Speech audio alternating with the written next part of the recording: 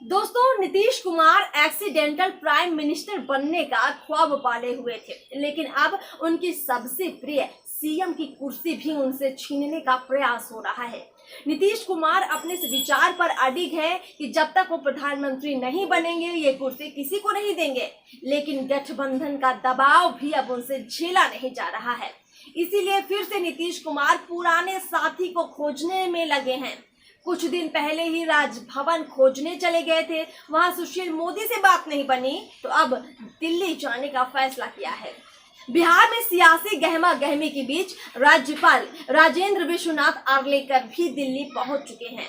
शनिवार शाम 4 बजे वे दिल्ली पहुंचे हैं। वहीं सीएम नीतीश कुमार के भी दिल्ली जाने की चर्चाएं तेज हो चुकी हैं।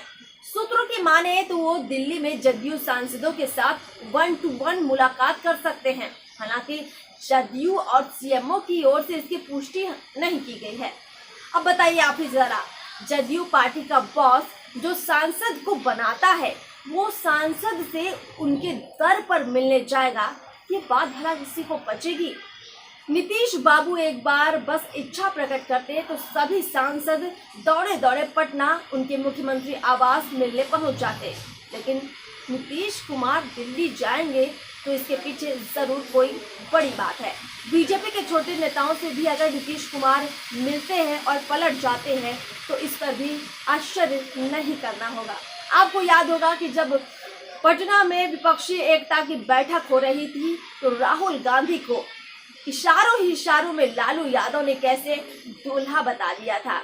तो नीतीश कुमार इस आशंका से भी ग्रसित हैं कि कहीं ऐसा ना हो कि जब सारे विपक्षी दल साथ आ जाए, नरेंद्र मोदी के खिलाफ चुनाव लड़ने की बारी आए तो अगुवाई नीतीश कुमार की बजाय लालू यादव राहुल गांधी को दे दे और बिहार की सीएम की कुर्सी भी तेजस्वी यादव को दे दे।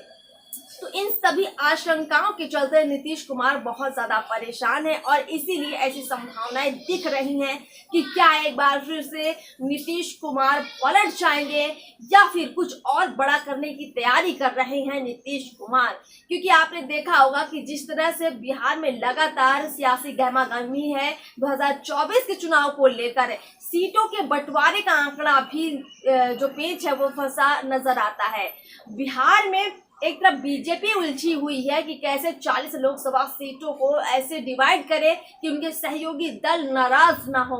वहीं जदयू, राजद, कांग्रेस और 3 जो लेफ्ट की पार्टियां हैं उनके बीच भी सीटों के बंटवारे को लेकर अब ताना बाना शुरू हो चुका है और इसीलिए ये पूरी खींचतान भी दिख रही है और ऐसा लग रहा है कि कहीं ना कहीं नीतीश कुमार भी इस आशंका में फिर से चले गए हैं कि उनकी जो कुर्सी है सीएम की, कहीं वो खतरे में तो नहीं पड़ रही है।